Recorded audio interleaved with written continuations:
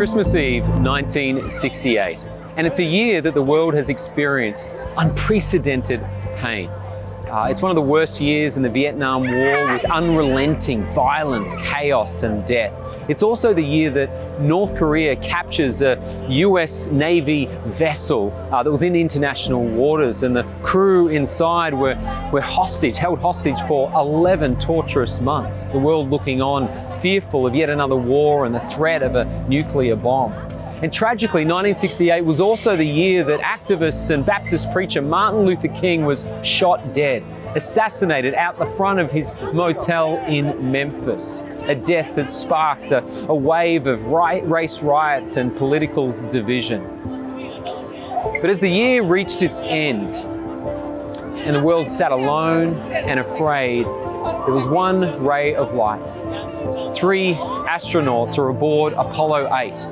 Apollo 8 is NASA's first space shuttle to break through the Earth's gravitational pull and enter into the dark waters of deep space.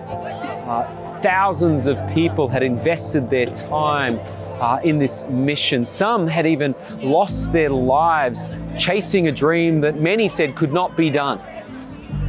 But after traveling at record speeds of 38,000 kilometers an hour, Apollo 8 achieved the unimaginable, flying into outer space within reach of the moon. And it was in this moment that the astronauts did something unexpected.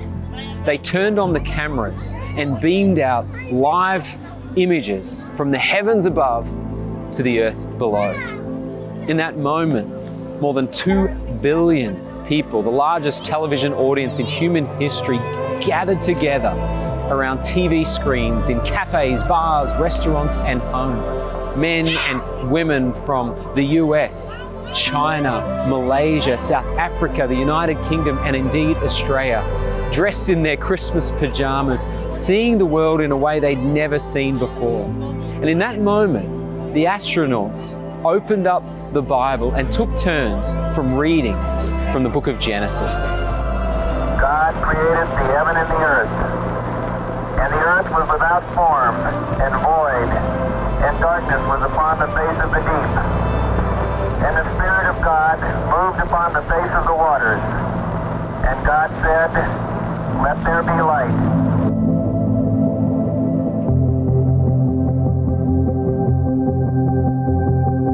It was in that moment, Christmas Eve, 1968, that our world saw the universe in a whole new way. Together, for the very first time, our eyes were lifted from our present struggles. We were caught up in the thrill of transcendence, and together we all realized that we were part of something far greater than ourselves.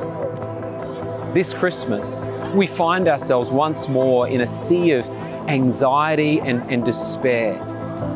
The past 12 months have been unrelenting, and even now we're unsure of what tomorrow may bring.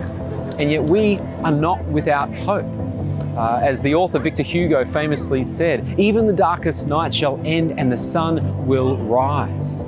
We are not without hope because our hope is not in this world, our hope is in Jesus. Jesus is our light and our love. He is our beauty and God's glory. He is our goodness and our grace.